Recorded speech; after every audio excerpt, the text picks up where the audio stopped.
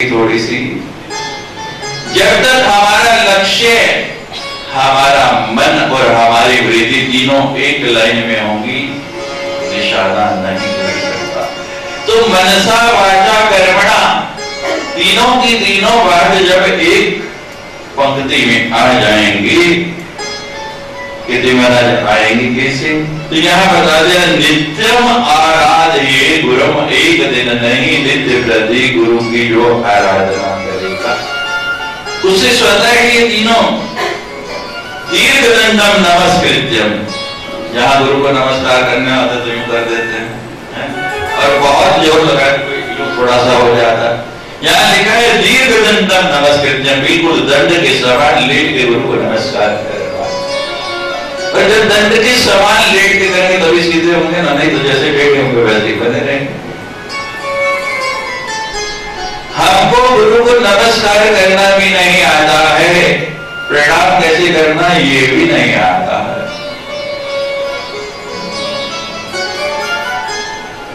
अष्टांग कहा गया है हमारे लिए पुरुषों के लिए और षडांग कहा गया है स्त्रियों के लिए।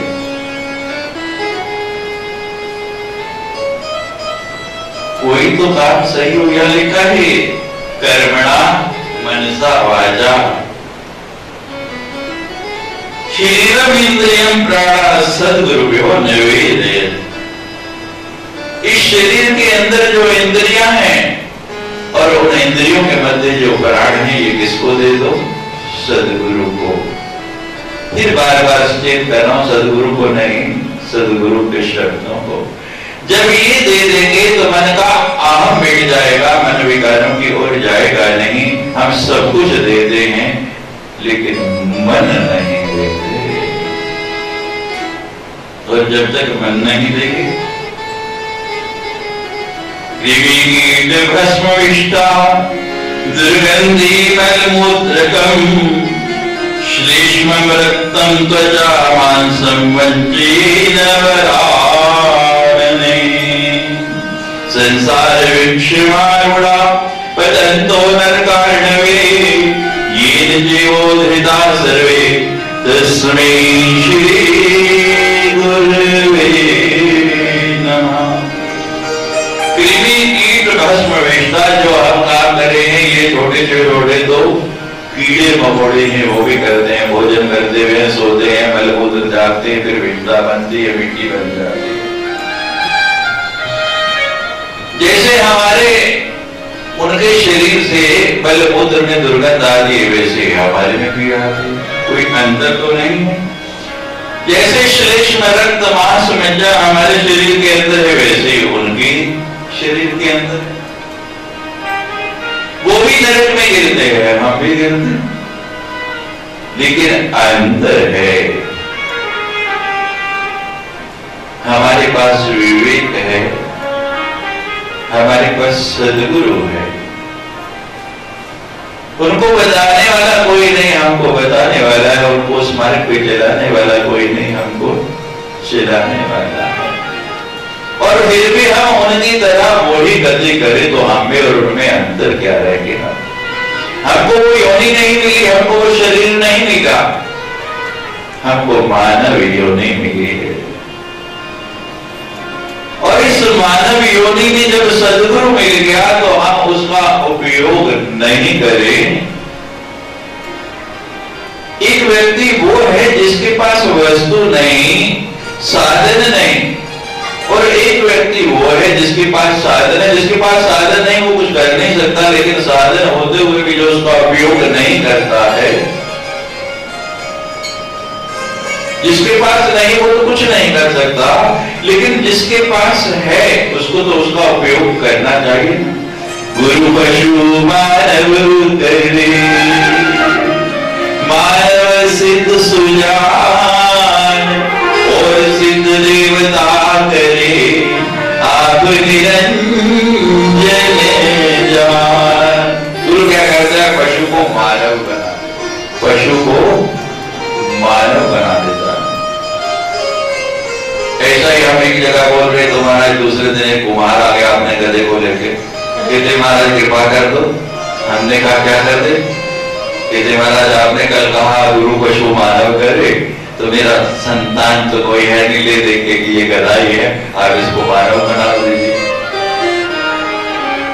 शब्दार्थ में नहीं, भावार्थ पे जाए, गुरु पशु मानव करें।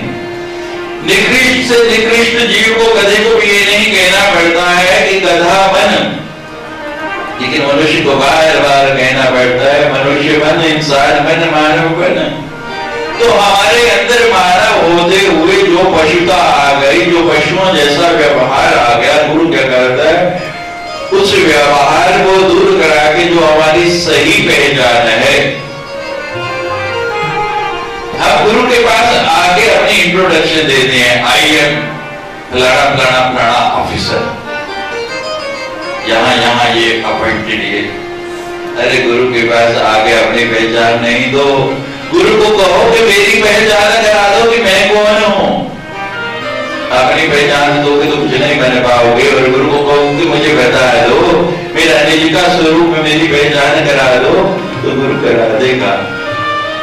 तो गुरु क्या करते हैं, पशु मानव करे और मानव नहीं, जब आप आपको इंसान कर देता फिर क्या करते हैं, मानव सिद्ध समान, बहुत बड़े बड़े सिद्ध हुए, ऐसे ऐसे सिद्धि हो गई है, कुछ कुछ कर दी थी, ऐसे ऐसे सिद्ध है महाराज मानी कर जानते हैं, ऐसे ऐसे सिद्ध है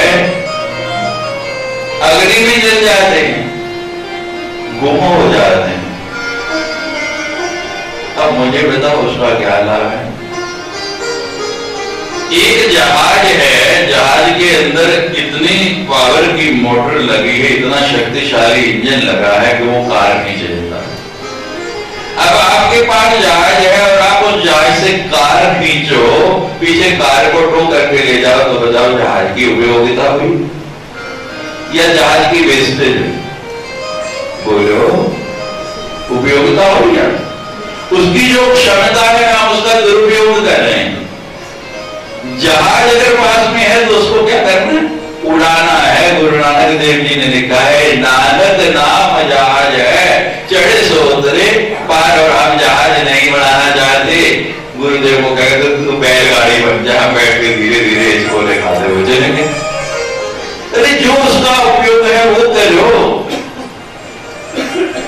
आपको जहाज मिला, उसमें बैठ के आकाश में उड़ना सीखो, लेकिन हम उससे भी वही चलना चाहते हैं। वस्तु का सही उपयोग क्या है ये आपको कौन बताएगा? गुरु ब्रह्मा गुरु विष्णु गुरुर्देवो महेश्वर गुरु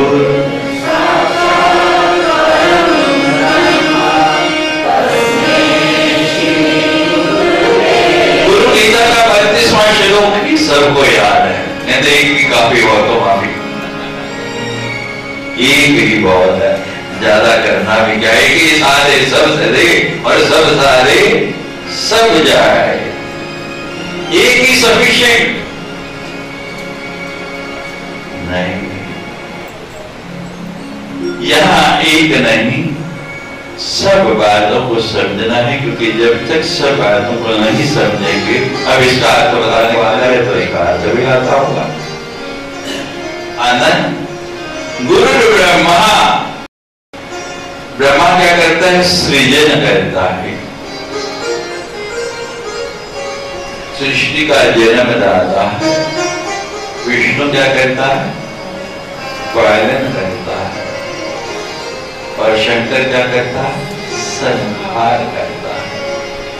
कहते ये तीन देवताओं के तीन काम है, लेकिन ये तीनों काम अकेला सदगुरु करता है। बहुत बड़े बड़े पोर्टफोलियो है, किसी विदेश के मंत्रालय में इतने बड़े पोर्टफोलियो नहीं।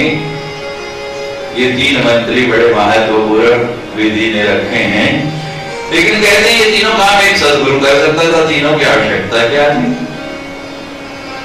ये तीनों काम सदगुरु कैसे, सृष्टि कैसे करता है? जन्म तो आपका हो गया, अभी अभी आपको बताया कि गर्भ का जन्म आप ले चुके हैं, लेकिन सदगुरु वो गर्भ का जन्म नहीं, आपका पुनर्जन्म करता है, आपको दोबारा जन्म देता है। जब आप गुरु से दीक्षित होते हैं तो आपका नया जन्म होता है। यानी आप कितने भी पढ़े लिखे BA MA डॉक्टरेट हैं, फिर कहां आ गए? पहली क्लास में फिर नीचे आ गए। गुरु पालन कहता है कि जो पालन आपने अपना किया ना, उससे आप वो नहीं बने जो बनना चाहिए था, मैं पालन करता हूं। और गुरु संहार करता है, मारता नहीं, तारता है। किन चीजों को मारता है? जो आपके अंदर नहीं होने चाहिए। ऐसे साक्षात ब्रह्म सदगुरु को मैं नमस्कार करता हूं, प्रणाम करता हूं। जगतामेव संसार सेतवे प्रभवे सर्वविद्यां शंभवे गुरुवे नमः। अज्ञानतिमिरन्धस्य ज्ञानाञ्जन शलाकया चक्षुरुन्मीलितं येन तस्मै श्री गुरुवे नमः। हे द्वे जगतामेव, इस संसार में क्या करना चाहिए और क्या नहीं करना चाहिए, गुरु इसका बोध कराता है, इसका ज्ञान देता है। उचित क्या है और अनुचित क्या है। छोटा बच्चा है ना, उसको पता नहीं, उसके हाथ में चाकू भी आ गया तो उसको तो खेलने की चीज है, और माँ उसके हाथ में चाकू रहने देगी, क्या करेगी? छीन लेगी। क्योंकि वो चाकू से खेलेगा तो क्या करेगा? शाम को हॉस्पिटल ले जाना ही पड़ेगा। और कोई बड़ी बात नहीं, चाकू से खेलते इधर उधर लग गया ना ज्यादा तो बस जय माता की हो जाएगी। ऐसे ही सदगुरु भी क्या कहता है, आपके लिए क्या उचित है, जिन खिलौनों से आप खेल रहे, ये खिलौने ही तो है ना, उनमें से वो छुड़वा देगा जो आपके खेलने के नहीं है, और वो पकड़ा देगा जो आपको खेलने चाहिए। अज्ञानतिमिरन्धस्य ज्ञानाञ्जन शलाकया चक्षुरुन्मीलितं येन तस्मै श्री। का 16वां स्थापना दिवस आप मना रहे हैं, और आपके समक्ष पर आप महाशक्तिमान जगदम्बा सिद्धेश्वरी की जो पावन विग्रह है, उनका 10वां अवतार दिवस आप यहाँ मना रहे हैं। जो लोग उस समय यहाँ उपस्थित थे उनको स्मरण होगा कि जब सारे कार्य हो गए, अनेक प्रकार की औषधियों से, कई नदियों के, समुद्रों के लाए हुए जलों से, विधिवत मंत्रों के द्वारा सब स्नान पूर्ण हो गए, और अब अंतिम क्रिया बची है, तो ये पर्दा लगा दिया गया। और अंदर हम संत लोग गए, जब प्राण प्रतिष्ठा करते हैं उससे पहले आपने देखा होगा, अगर आपको स्मरण हो तो उस विग्रह की आंखों के ऊपर एक पट्टी बांध दी जाती है। तो फिर संत लोग क्या करते हैं, उस पट्टी को खोल के शहद लेके और स्वर्ण की सलाखा के साथ वो शहद उन नेत्रों में लगाते हैं, फिर उनसे हम नेत्र मिलन करते हैं। तो सदगुरु क्या करता है, आपके नेत्रों से मिलन करता है, किससे? ज्ञान अंजन शलाकया। वो शहद नहीं लगाता, वो काजल नहीं लगाता जो आप नित्य प्रति लगाते हैं, अपना ज्ञान जो उसने पाया है उसका सुरमा आपकी आंखों में लगा देता है। क्या? चक्षुरुन्मीलितं येन, और अपनी आंखों से आपकी आंखें डाल के, हम गुरु की आंखों में डाल के आंखें वो देखना नहीं चाहते जो गुरु दिखाना चाहता है। लेकिन यदि देख लें तो जो गुरु ने देखा वो आपको उसी समय दिख सकता है। कोई देखना चाहे तो, लेकिन हम तो और कुछ देखते हैं। और अधिकतर तो आप देखते हैं जब नेत्र भेदन करते हैं ना, नेत्रों में देखा तो देखते हैं मैं कहाँ बैठा हूं। वहां भी परिस्थिति ये रहती है कि नेत्रों में मैं किस जगह हूं या नहीं, वो नहीं देख रहा। जो सदगुरु आपको दिखाना चाहता है वो देखो, तब आप जीवन का आनंद ले पाएंगे। त्वं पिता त्वं मे माता त्वं बन्धुस्त्वं च देवता संसारगति गोदर्थम् तस्मै श्री गुरुवे नमः। यस्य सत्यमिदं यद्भाति भानुरूपते प्रियं पुत्रादि यत्प्रीत्या तस्मै श्री गुरुवे नमः। येन चेत्यतेहिदं चित्तं चेत्यते नयं जाग्रत् स्वप्न सुषुप्त्यादि तस्मै श्री गुरुवे नमः। यत् सत्यं जगत् सत्यं यत् प्रकाशेन भाति तत्, जो सत्य है जो का जो मोरू दिखला देता है। हम जो समझते हैं वो नहीं। ईश्वर का स्वरूप क्या है हमको पता है। हमने जो जो उनकी विग्रह देखी हैं, अनेक मंदिरों में जाके जो जो उनकी मूर्तियां देखी हैं, हमारे मन के अंदर वो स्वरूप हो गए। लेकिन उसका यथार्थ स्वरूप क्या है वो कौन बताता? सदगुरु आपको बताता है। यह प्रकाशेन भाति तद के वो जैसा है वैसा उसको कर देता है। एक वस्तु पड़ी है और उसपे प्रॉपर लाइट नहीं पड़ रही, जितना प्रकाश पड़ना चाहिए वो नहीं पड़ रहा, तो क्या होता है? भ्रांति हो जाती है। एक रस्सी पड़ी है, प्रकाश पूरा नहीं, अंधेरे में उसको देखेगा कोई तो क्या समझेगा? कोई समझेगा सर्प पड़ा है, कोई और कुछ समझेगा, कोई और कुछ समझेगा। तो सदगुरु क्या कहता है कि उतना प्रकाश देंगे कि जिसमें उस वस्तु का सही भान हो सके, उसका पूरा सही स्वरूप आपको नजर आ सके, वो ज्ञान का प्रकाश आपको देता है। यस्य सत्यमिदं यद् भाति भानुरूपतः, जैसे गहन अंधकार छाया हो और जैसे सूर्य का प्रकाश आया, वो गहन से गहन अंधकार भी दूर हो जाता है, हट जाता है। ऐसे ही सदगुरु जब अपने ज्ञान का प्रकाश देता है तो हमारे यहाँ कितना भी गहन अंधकार छाया हो वो दूर हो जाता है। और गुरु ये कैसे देता है? प्रिय पुत्रादि यत् प्रीत्या, जैसा आपका अपने सबसे लाडले, सबसे प्रिय, सबसे गुणवान पुत्र के प्रति प्रेम है, ऐसा ही सदगुरु आपके प्रति प्रेम करके अपना वो प्रकाश आपको देता है। ये चेतेहिदं चित्तं चेतते नयं जागृत स्वप्न सुषुप्तादि तस्य श्री गुरुवे नमः। ऐसे श्री सदगुरु को किसी भी अवस्था में हो, जागृत में है, स्वप्न में है या सुषुप्ति में है, तीनों काल में सोते जागते उठते बैठते उसका स्मरण करना है, उसका ध्यान करना है। ऐसे सदगुरु को हम प्रणाम करते हैं, नमस्कार करते हैं।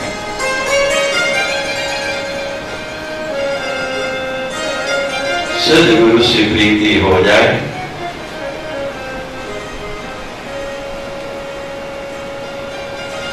फिर हर प्रीत फीकी लगने लगती है,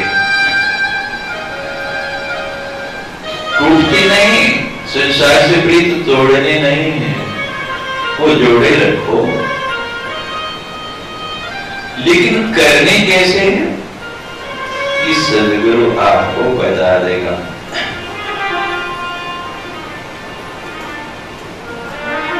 जिसको सदगुरु का प्यार मिल जाता है, जिसको सदगुरु का आशीर्वाद मिल जाता है, उसके जीवन में कोई कमी नहीं रहती।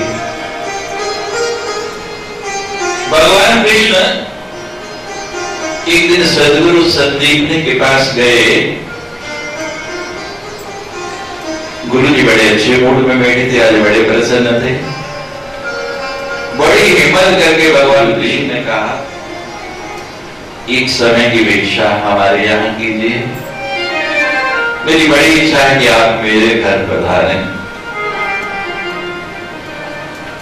कृष्ण कौन है जानते हैं आप? कभी नाम सुना? कोई परिचय है? बोलिए। कृष्ण भगवान है, पूर्णा अवतार है। और वो पूर्णा अवतार भगवान अपने सदगुरु से जाके क्या कह रहे हैं कि मेरे यहाँ आके आप भिक्षा कीजिए। गुरु जी भी अच्छे मूड में बैठे थे, कहते हाँ जरूर आऊंगा, परसों आना और ले जाना, परसों भिक्षा हम आपके यहाँ करेंगे। अब भगवान कृष्ण आए, महाराज तैयारी में लग गए, जैसे आप लगते हैं। सब तैयारी हो गई, बड़ा सुंदर घर सजाया गया, जैसे हमने गुरु को निमंत्रण दिया है गुरु गीता के माध्यम से। और पूरा बच्चों ने हमारे साथ मेहनत करके दिन रात। लोग मुझे कहने लगे, स्वामी जी इतनी मेहनत क्यों कर रहे हैं, आप क्या जरूरत है? मैंने कहा मेरे गुरु आ रहे हैं।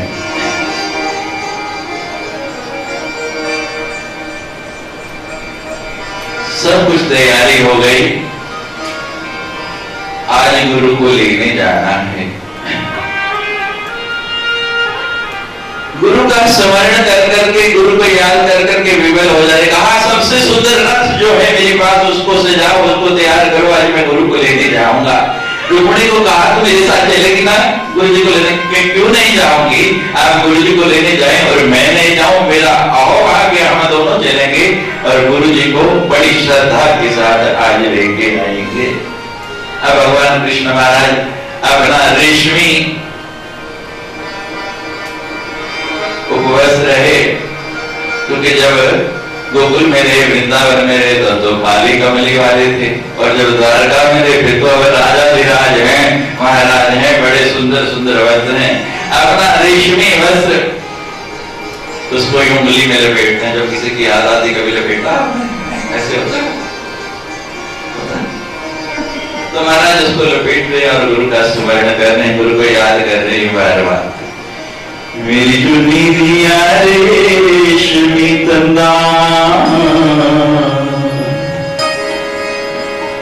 मेरी चुनी दिया रेशमी तंदा, तेरे गुट गुट दे दिया गंडा,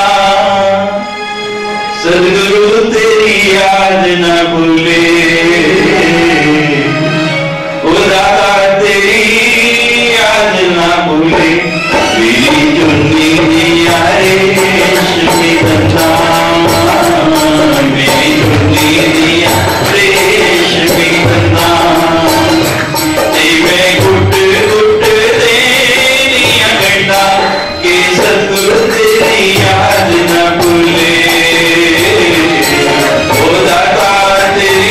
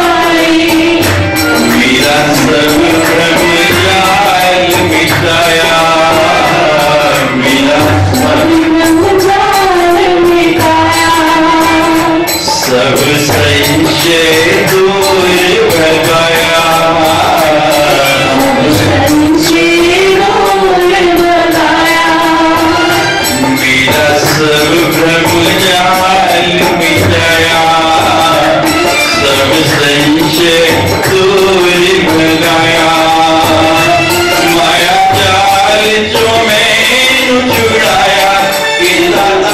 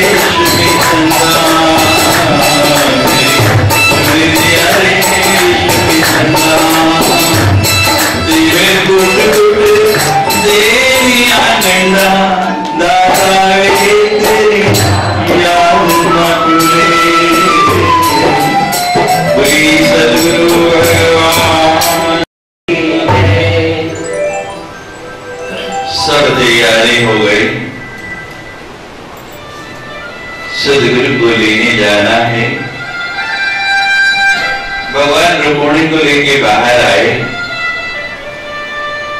रथ खड़ा है लेकिन रथ में घोड़े नहीं। रुक्मिणी ने आवाज लगाई नौकरों को कि ये कैसा रथ है जिसमें घोड़े ही नहीं है, विलंब हो जाएगा। भगवान कहते रुक्मिणी ये मेरी आज्ञा से हुआ है, रथ में घोड़े नहीं। एक घोड़े की जगह मैं जोतूंगा, बोलो मर्जी है, दूसरे घोड़े की जगह जोतने की अब सदगुरु को लेने जाना है। लेकिन वो तो रुक्मिणी जी की थी, भगवान मैंने जन्म जन्म आपका साथ निभाने की कसम खाई है, दूसरे घोड़े की जगह मैं ही जोतूंगी। दोनों घोड़ों की जगह जुट गए और उसमें भगवान को बिठा के घर लाए। इसको कहते हैं गुरु के प्रति प्रेम, गुरु के प्रति श्रद्धा, गुरु के प्रति अनुराग, गुरु के प्रति समर्पण। भगवान जीव मात्र को संदेश देना चाहते हैं कि गुरु की महिमा क्या है, सदगुरु कैसे होते हैं। यस्य ज्ञानादिदं विश्वं न दृश्यं भिन्न भेदते सदैक रूपाय तस्मै श्री गुरुवे नमः।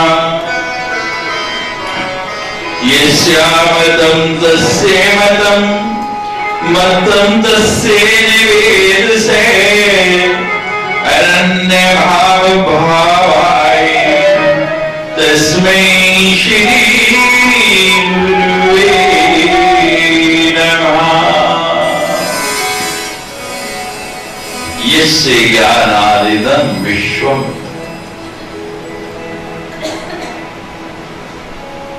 जिसके अंदर पूरा विश्व का ज्ञान है। न दृश्यम भिन्न भेदतः, जिसकी दृष्टि में कोई भेद नहीं है, जो भिन्नता का भेदन कर देता है। सदा एक रूप आए, जो पूरे संसार को एक स्वरूप में देखता है। ऐसे सदगुरु को मैं प्रणाम करता हूं, नमस्कार करता हूं।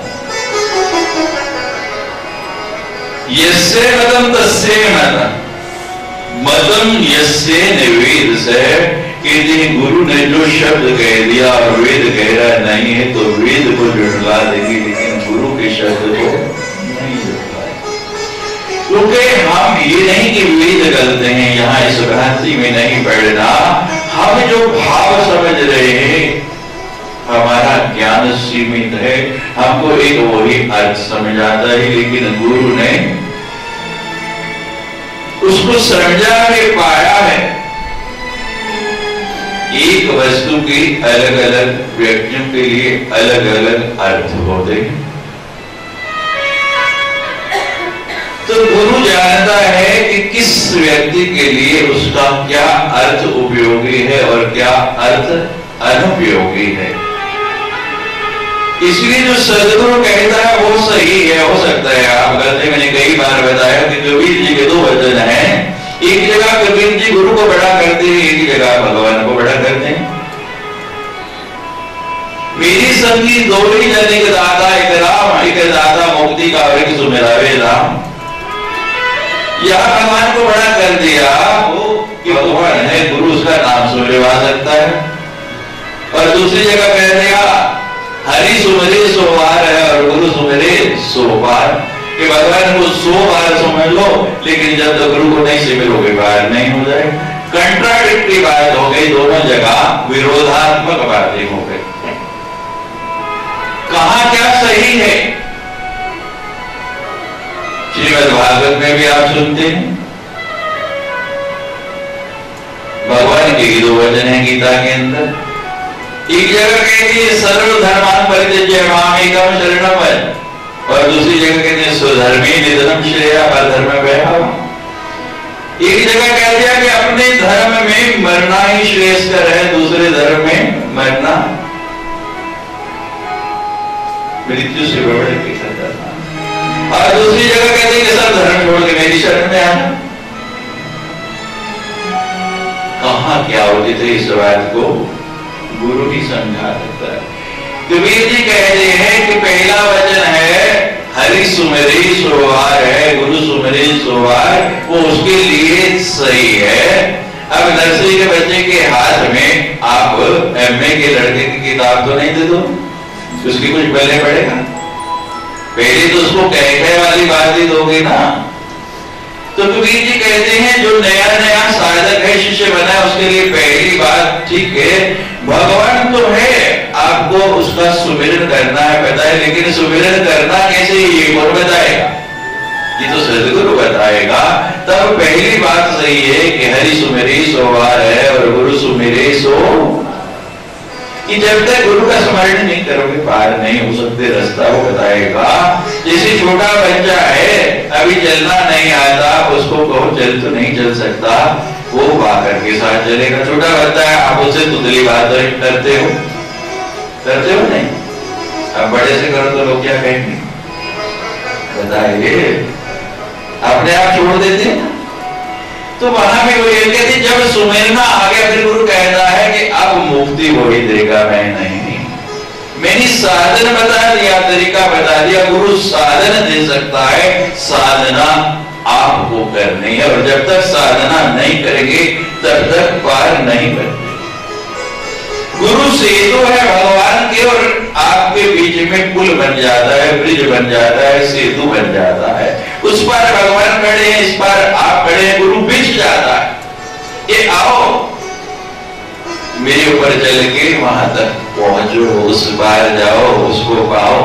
अब चलना तो हमको ही, हम कहें हम चले नहीं और पार पहुंचे, चलना हमको ही पड़ेगा, तभी हम पार पहुंच पाएंगे। अनन्य भाव भावाए तस्मै श्री गुरुवे नमः। अनन्य भाव से गुरु का सिमरन करो, गुरु चिंतन करो। आप गलत भी होगे, गलत मार्ग पर भी चलोगे, भटकने भी लगोगे, तो गुरु आपको अपने आप सही रास्ते ले आएगा, आपका मार्ग सही कर देगा। आजकल एक डिवाइस आ गई है,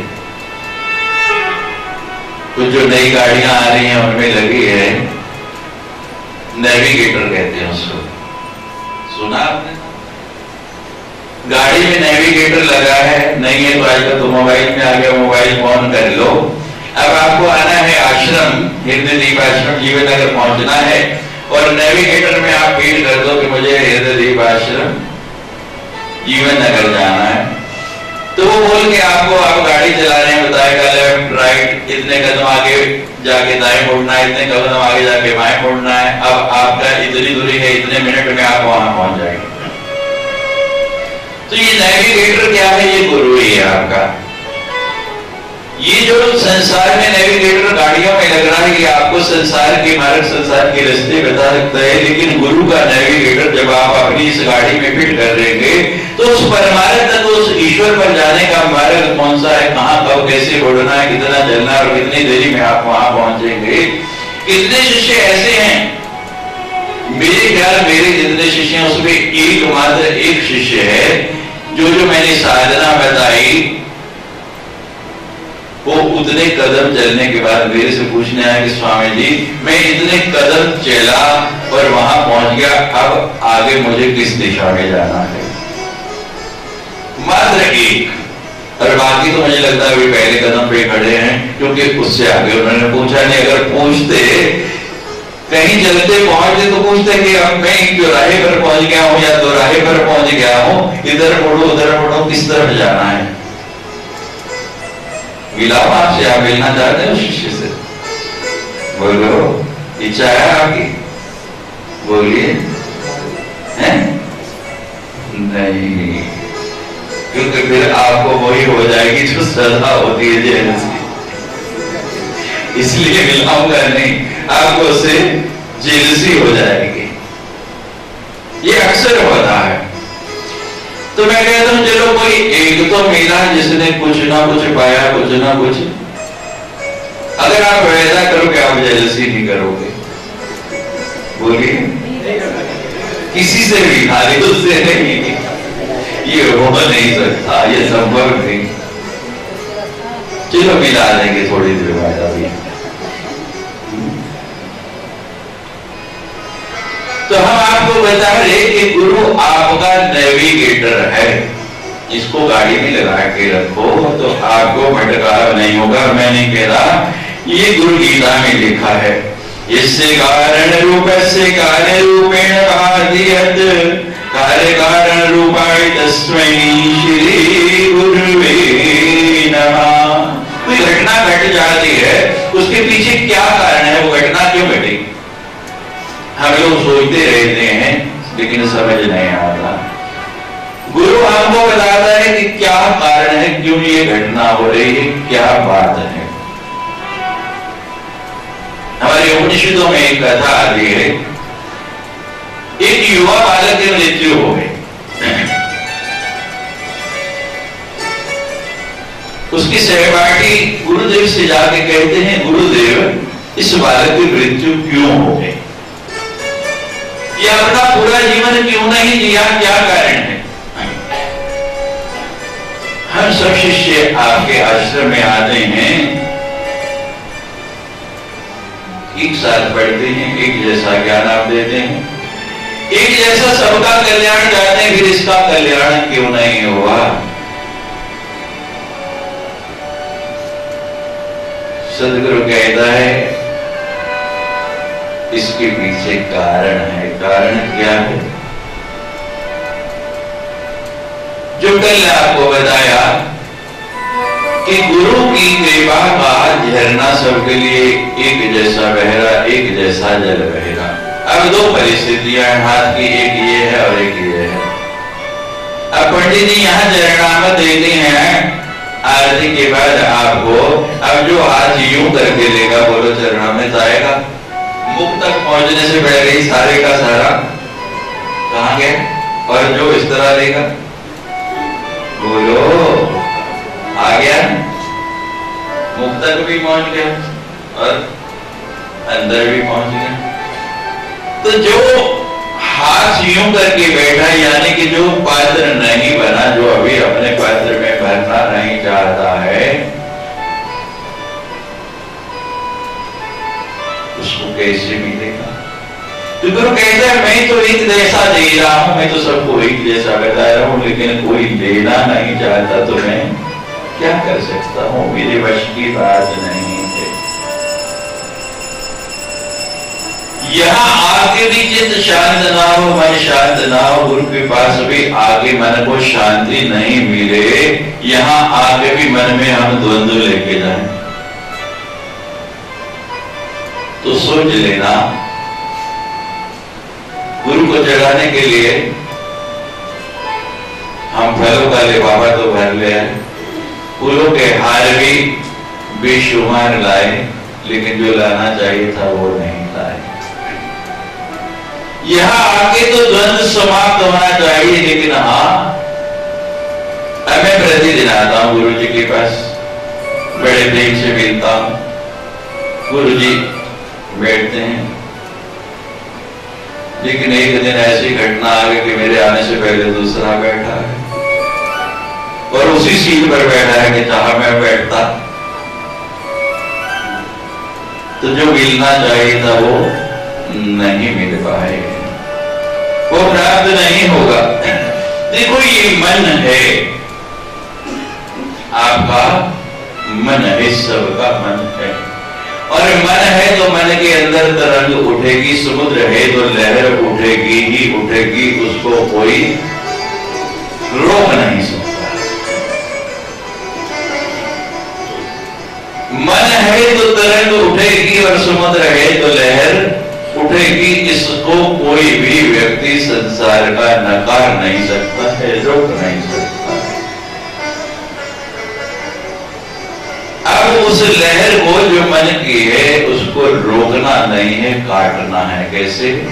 वो मन की लहर कैसे कटेगी? विवेक की तलवार से, जो पहली बात बताई शिष्य के 6 गुणों में, जिसने पहला गुण भी ला लिया अपने अंदर विवेक की तलवार से, वो उसकी लहर को मार देगा।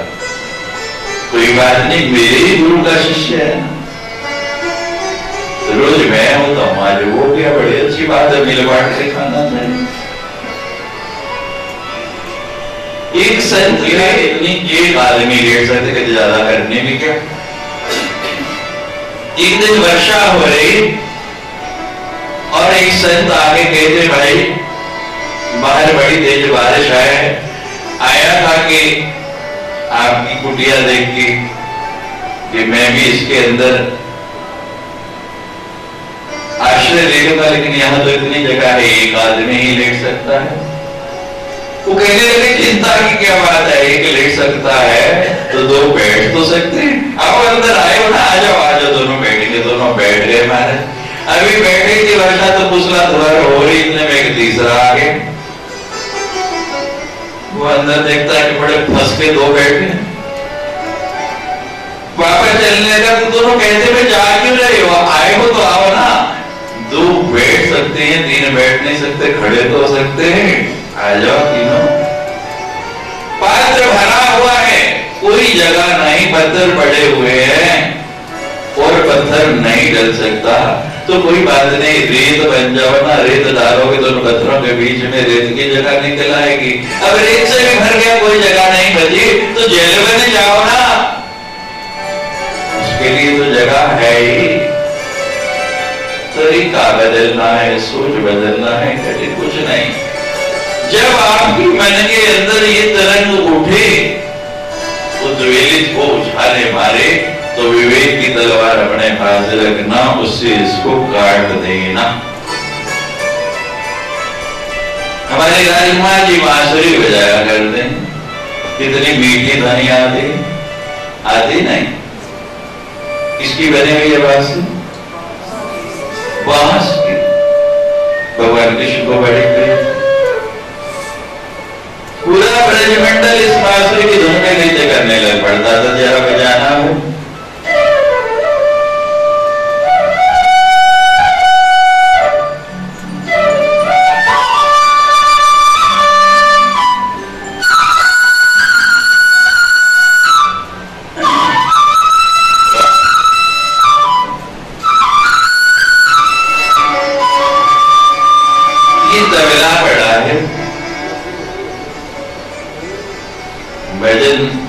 गीत हो, तबला ढोलक नहीं बजे तो बैठता है, बाजा नहीं देखा जरा।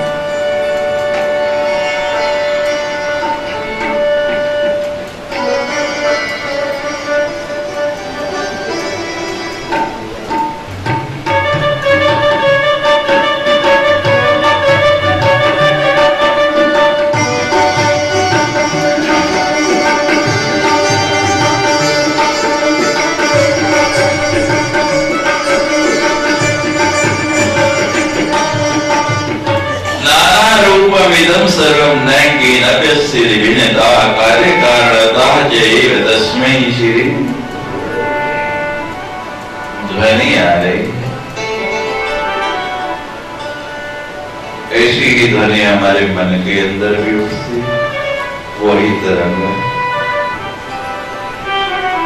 बांस को खाली किया गया, अगर खाली नहीं किया जाता तो ध्वनि आती।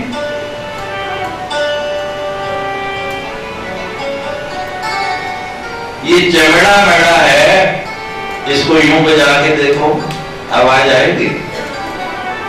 लकड़ी को खाली करके उस ऊपर मड़ा गया, आवाज आई। इसको भी खाली करना सीखो। जब मन को कैसी सुंदर ध्वनि आएगी, राम राम तभी निकलेगा, मुंह से तो रोज निकलता है, लेकिन मन से कब निकलेगा? बांसुरी से, तबले से मीठी ध्वनि आएगी इसकी। थोड़ा इसको खाली करके देखो, कितना आनंद आएगा। मैंने कल भी कहा, पुनः कहता हूं, आपके ऊपर भगवान की अधिक कृपा हुई कि हमको ये अवसर मिला ऐसा विषय सुनने के लिए। भगवान शंकर स्वयं कहने कल आपने सुना, गुही नहीं गुहीतम विषय। जिन कहा कि तुमने लोक कल्याण की भावना से प्रश्न किया है, तो मैं तुमको सुनाता हूं। और भगवान शंकर पार्वती को सुना रहे हैं, और वही गुरु कृपा से हमको सुनने को मिल रहा है। और मुझे भी आपके साथ साथ इस आनंद में डूबने का अवसर मिला है। आश्रम का 16वां, मैंने बताया था स्वीट 16 कहते हैं, यानी 16 साल में लड़की सबसे खूबसूरत होती है। तो ये सबसे खूबसूरत कार्य है आपके आश्रम का। और दशम कहा गया है, मैंने बताया 10 श्लोक दिए थे कि इन 7 दिनों में अपना दशम द्वार हमको खोलना है, बंद नहीं करना।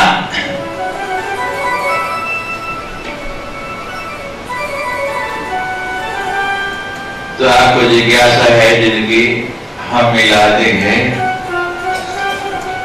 सुरेंद्र जी, सुरेंद्र महाजन जी आगे आएंगे।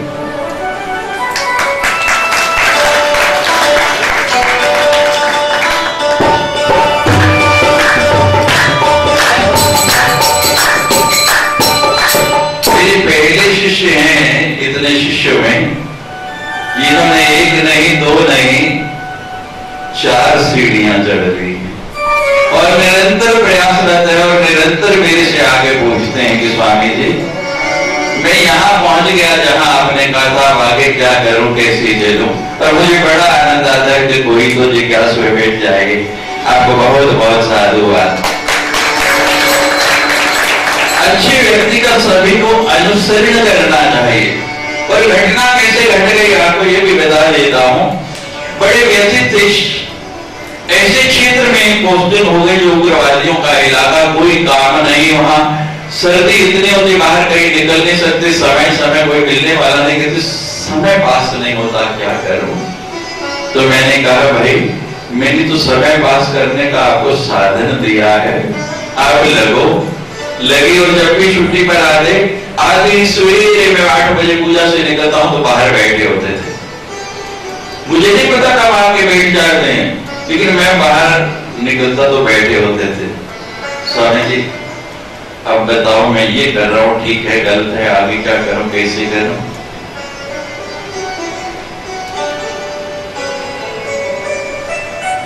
जीने वाले बहुत हैं, लेने वाले कम हैं। और किस्मत से मिलता है, आपका सौभाग्य है कि आपको देने के लिए हर समय तत्पर है। और कुछ मांगने के लिए आओ तो शायद मैं आपसे मिलूं नहीं या समय नहीं हो, लेकिन जब कोई इस काम के लिए आता है, आप इसी बहुत लोगों ने कोशिश की चले, लेकिन 2-4 कदम चलने के बाद डगमगा गए, रुक गए। मिलो, कल पहला दिन था, आज दूसरा दिन है। हमको कल आशा नहीं थी कि इतने लोग आएंगे सुनने के लिए। आप सबके मनों में गुरु के प्रति श्रद्धा है, इसमें कोई संशय नहीं है, वरना आप नहीं आते। हमारी शादिला क्या कर सकती क्या मसालेदार, तो ये मसालेदार नहीं है, लेकिन फिर भी आप लोग और रात्रि के समय मैं देखता हूं किसी के चेहरे पर भी कोई निद्रा या प्रमाद या आलस्य नहीं है। आपकी रुचि है, भाव है, बस ट्रैक थोड़ा सा सही हो जाए फिर तो आनंद ही आनंद है। जय गुरुदेव।